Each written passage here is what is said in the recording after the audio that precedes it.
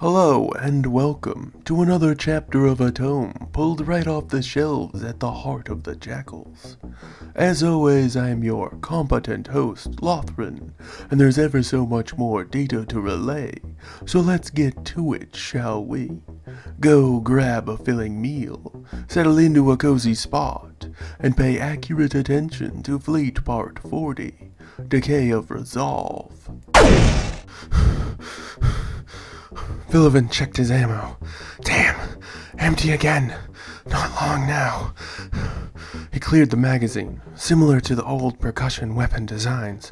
Torm was a real wizard when it came to working with flakes, but you could only get so many shots out of them before they burnt out. He set his last 20 or so shots in place, resting with a comforting click. Vilivin tried to steady his panic-stricken mind.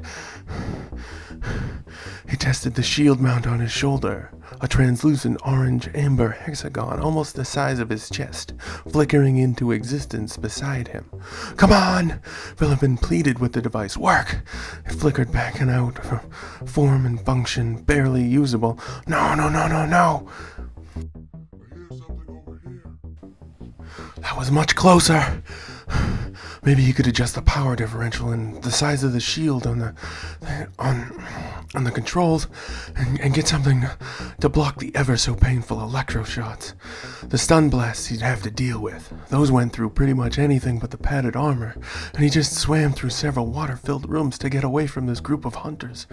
The padded armor nearly killing him when he tried to go up for air halfway through. He'd had to discard it.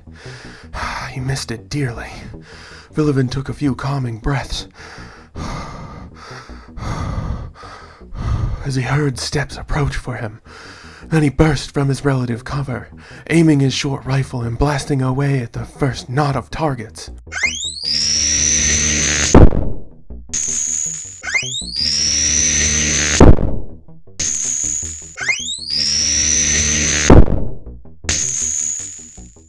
He scored a hit on all three and ran off, water dripping through all the walls and ceilings, splashing with every hurried step. He slipped as he rounded a corner, saving himself from a barrage of pre-fire at where his chest should be. He rolled onto his stomach and shot down the hall.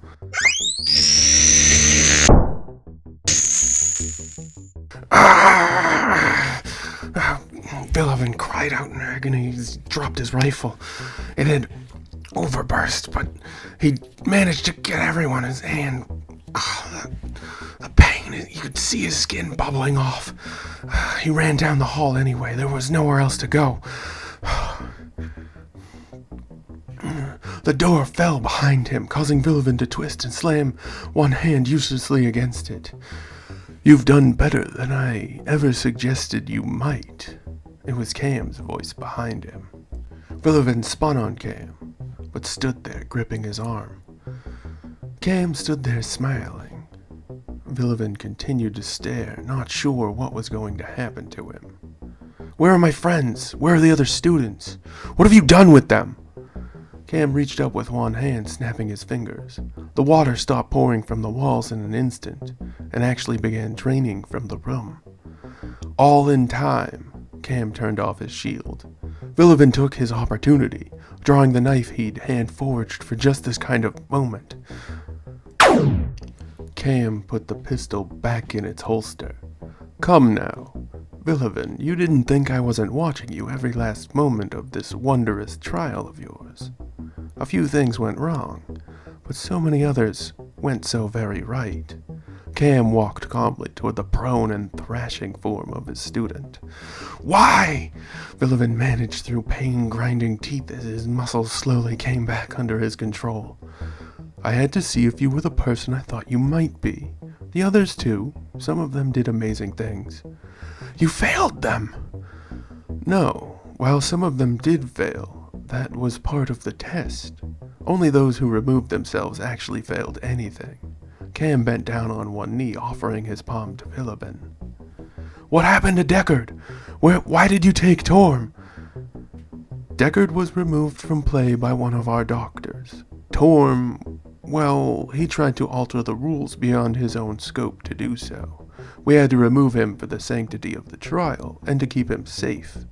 Quite surprising why he did it from his own words. He's okay? Everyone is fine, Vilivin. You're the last one still active. Take my hand in your place as a Novir engineer.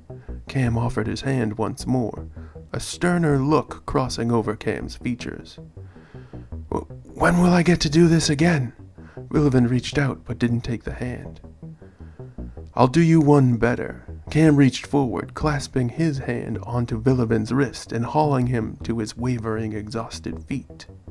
You get to design the next one, after you go to the cauldron for further training. And so it is. Our time together has once more come to its end. I hope each and every one of you enjoyed the tale as much as I have the telling of it. As always, I've been your tenacious host, Lothran, and this was Fleet Part 40, Decay of Resolve, another tale right from the heart of the Jakuls. And now, we must once again part ways. Korvoth, guide them back along the proper path, back to the safety they know all too well. Yes, sir, Lothran. Phew, I was worried for a bit there, but I still got work to do, so let's get to that. A pleasant greeting and a fond farewell to each and all. Please leave all your comments, questions, and kindnesses down below. Don't you let me catch a single one of you leaving any of that mean, rude, or awful stuff, though. You keep all that baloney to yourselves, you got it? Remember to like, share, and subscribe to help us learn, spread, and grow. And don't forget that we strongly encourage each and every one of you to stay safe out there. See you again tomorrow for the discussion. Oh, wait, Cam's sending Vilivin to the Kasiri Cauldron. What does he have in mind for this soldier, anyway? Well, good night and good luck. You'll need it. Bye-bye, everyone. Bye-bye. Bye-bye. Bye-bye. Bye-bye. Bye-bye. Bye-bye. Bye-bye. Bye-bye. Bye-bye for real. Bye-bye.